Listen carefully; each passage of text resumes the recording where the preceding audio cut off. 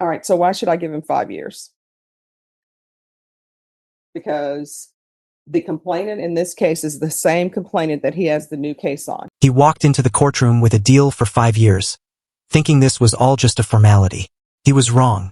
This is Juan Carlos Adjuri Jr., a man accepting a plea deal for assaulting his partner.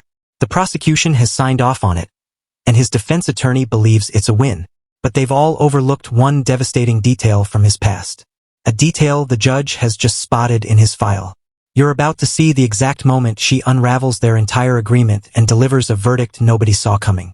Because in this courtroom, the plea deal was just a suggestion. The real verdict was yet to come. Calling 2025 CR 01152. Could I have parties announce? Your Honor, there's also the MTR. Yeah, I'm going to take this up first. Can we do the MTR first? Why are we doing the MTR first? For purposes of the plea on the waiver and this, they're going to be running concurrently at the sentences. So I can still say it's running concurrently. Okay. All right. All right. Sorry, Rick Payne for the state of Texas. Donald Wilson for the defense. And are you Mr. Gary? Yes, ma'am. Counsel, you received all discovery. Yes, I have. Did you review it with your client? Yes, I have. Court will find that the state is in compliance with discovery. Mr. Gary, did you review the waiver of indictment, reading of information, and rights under Article 1.051 and 26.03 of the Code of Criminal Procedure? Yes, ma'am.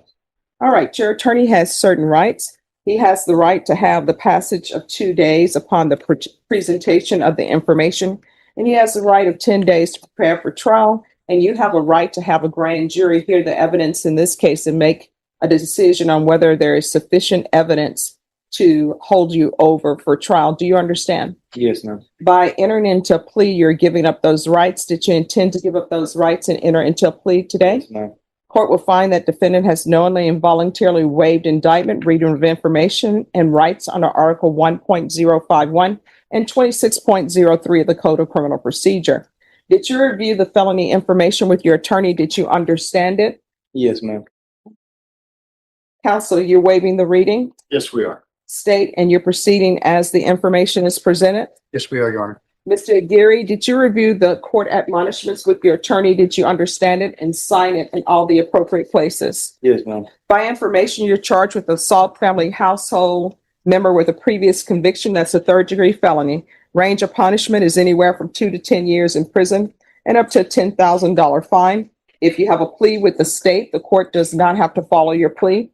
If for any reason the court does not follow your plea and gives you more than you bargained for, the fact that you entered a plea will not be used against you, and you will be allowed to withdraw your plea. Did you understand? Yes, ma'am. Do you understand you have a right to jury trial, a right for you or your attorney to cross-examine and confront any witnesses? The state would call in the right to remain silent. Yes, ma'am. Did you understand by entering this plea, you're giving up those rights? Yes, ma'am. And did you intend to give up those rights and enter into a plea in this case? Yes, ma'am. This whole "do you understand" routine from the judge?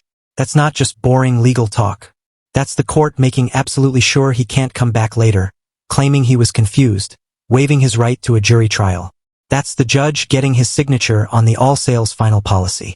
Every yes, he gives another nail in the coffin of any last-ditch appeal he thinks he might have. Counsel, has your client been able to provide you with any defenses? Yes, he has. Do you believe he has a rational as well as a factual understanding of the charges against him? Yes, I believe so. Do you believe he's currently competent and was legally sane at the time of the offense? Yes, sir. Mr. Gary, has anyone threatened you, coerced you, or placed you in fear to get you to enter this plea? No, ma'am. Anyone promised you anything other than the plea? No, ma'am. Are you satisfied with the way you've been represented? Yes, ma'am. Did you understand if you're not a U.S. citizen, you can be deported, not allowed re-entry, and denied naturalization? Yes, ma'am. Court will find that the defendant has knowingly and voluntarily waived his right to jury trial. Did you review the plea bargain page with your attorney? Did you understand it? Yes, ma'am. According to the plea, punishment is to be assessed at 5 years in the prison. There's a $1,500 fine. The state will take in consideration 2025 AL 006681 and 2025 PF 31338. And this will run concurrent with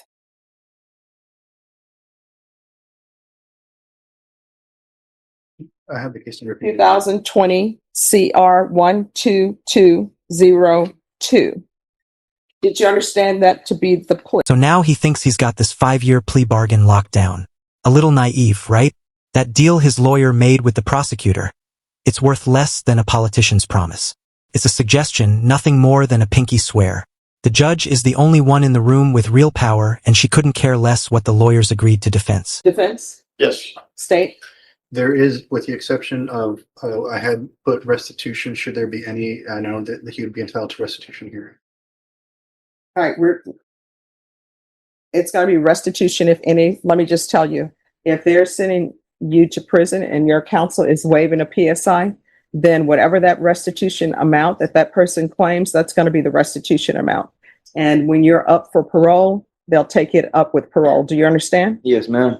All right, restitution, if any, to Anessa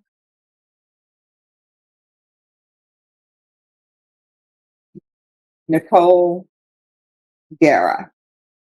Did you understand with an affirmative finding of family violence, you're not allowed to own or possess any weapons or ammunition? Yes, ma'am. Did you understand with an affirmative finding of family violence, you're not allowed to be designated primary custodial parent? Yes, ma'am. All right. Did you review the document entitled Trial Court Certification of Defendant's Rights to Appeal with your attorney? Did you understand it and sign it? Yes, ma'am. By signing that I'm sorry, not appeal. Did you review the paragraph entitled Waiver of Appeal with your attorney? Did you understand it and sign it in both places? Yes, ma'am. By signing that, you're waiving your right to appeal. The only items that can be appealed are written pretrial motions that have been filed, heard, and ruled upon by the court. Did you understand? Yes, ma'am. Counsel, are there any such motions? No, Your Honor. Then to the offense as charged, how do you plead? Guilty, not guilty, or no contest?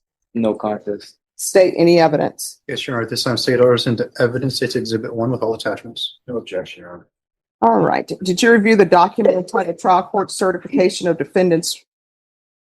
I'm sorry, did you review the document entitled Waiver and Consent to Stipulation of Testimony and Stipulations with your attorney?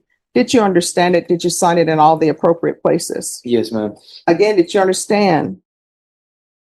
You have a right to jury trial, a right for you or your attorney to cross-examine any witnesses the state would call and the right to remain silent. Yes, ma'am. Did you understand that today the state will be presenting evidence in the form of witnesses' statements and police reports, but most importantly, there will be no live testimony? Did you understand? Yes, ma'am. Court will find that defendant has knowingly and voluntarily waived and consented to stipulation of testimony and stipulations. Court will accept into evidence states Exhibits 1 and attachments. The court has reviewed the same. The court will find there is sufficient evidence to find you guilty. The court will find you guilty. Are you proceeding with sentencing? Yes, Your Honor. Anything you wish to say on behalf of your client?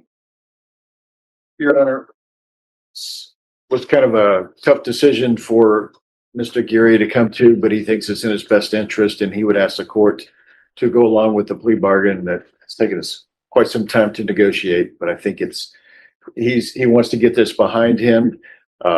It's unfortunate that we've ended up here, but I think he is ready to move on and become a productive citizen once he gets this behind him.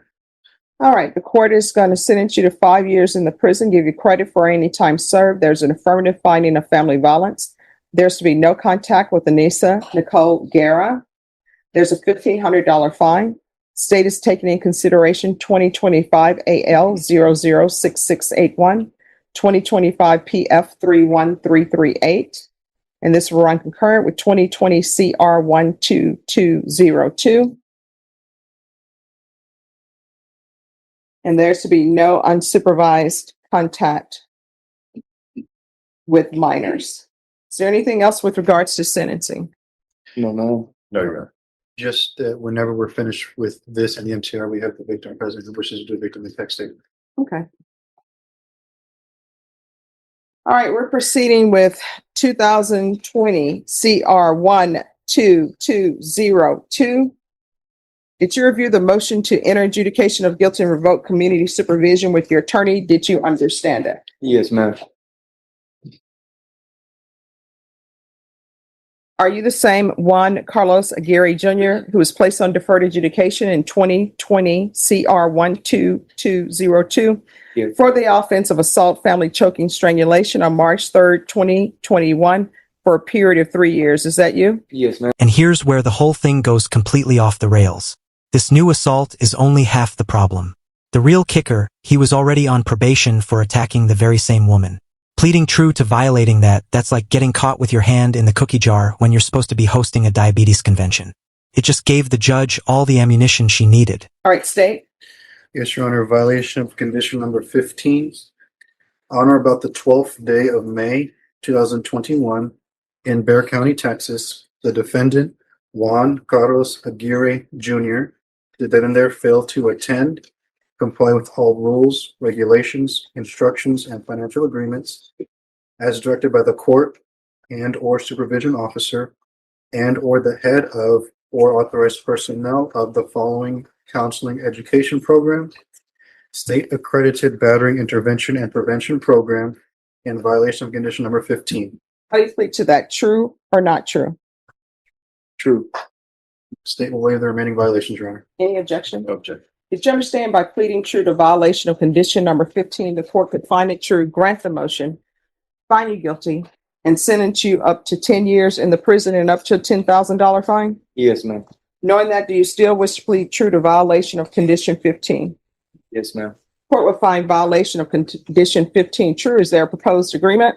There is, Your Honor. That is to revoke the defendant's probation, adjudicate him guilty, and sentence him to 5 years TDC. All right, so why should I give him 5 years? Because the complainant in this case is the same complainant that he has the new case on. Lawyers say 5 years. The judge looks at them like they've grown a second head. And she asks, why should I do that? You can see the defense attorney's soul leave his body. He starts doing a little song and dance, talking about some battering intervention program. His client almost finished. Almost. That's like telling your wife you almost didn't wreck the car. It means absolutely nothing. If we're speaking about this probation, this deferred adjudication, Mr. Geary was doing the things he was supposed to be doing at the time. He was enrolled in BIP. In fact, if you look at the records, I believe he did all but 4 classes of the BIP. But because of other circumstances, the MTR was filed on him, and he did not complete it. There was some other things going on in his home life and stuff. I believe had some family health issues and stuff, but he was doing the things he was supposed to be doing. He just didn't complete it because of the circumstances. So that makes him not a good candidate for probation. But I don't think to punish him in excess for something that's occurred after this probation expired is fundamentally fair on the original deferred. No, I mean, because he hasn't learned anything. And I don't know what's happening in his relationships, but it doesn't appear he's learned anything. And I don't know why I should sentence him to just 5 years when he's been sentenced on an assault family household member with a previous conviction, which means there's a previous conviction. And it's against the same complainant that he's on probation for. State, why should I give him 5 years? It just seemed that in the best interest, considering, yes, it's the same victim, but for efficiency and judicial purposes for both cases to run concurrently together. All right, this is what the court is going to do. The court is finding 15 true. The court is going to grant the motion, find you guilty, revoke, sentence you to $1,000 fine, time and money run concurrent. There's an affirmative finding of family violence. This will run concurrent with 2025 CR 011524. There's to be no contact with Anissa Guerra. There's to be no residing in a household with minors. There's to be no unsupervised contact. See, the judge is no fool. She sees the pattern. You assault the same person, get a break with probation, and then you go and do the exact same thing again. That's not a mistake. That's a habit. So that 5-year deal everyone was so proud of, she tore it up and set it on fire. The lawyers wanted 5. She gave him 8. Why? Because this wasn't about a deal anymore. This was about judicial discretion. Plain and simple. Did you review the document entitled Trial Court Certification of Defendant's Rights to Appeal with your attorney? Did you understand it? Yes, for the most You do part. have a limited right to appeal. That right to appeal is that as it relates to the allegations in the motion, not the fact that you were on deferred adjudication. Because this is an affirmative finding of family violence and a felony conviction, you're not allowed to own or possess any weapons or ammunition. If you have a question over what a weapon or ammunition is, you'll need to speak to an attorney. Do you understand? Yes, ma'am. All right, you're going to have to start making better decisions. Otherwise, you're going to find yourself in and out of somebody's prison. You understand? Yes, ma'am. And your relationship with her is over. Oh, You yes, understand? ma'am. All right, good luck to you. So, in the end, Juan Carlos Adri Jr. walked into court with a 5-year deal and walked out with an 8-year prison sentence. He thought he had a path forward, but the judge closed the door. Was this the right call? Or did the judge let her personal feelings override a deal made in good faith? And more importantly, does a longer sentence actually create justice for the victim? Or does it just create a more resentful man who will eventually be released? Drop your thoughts below. Music.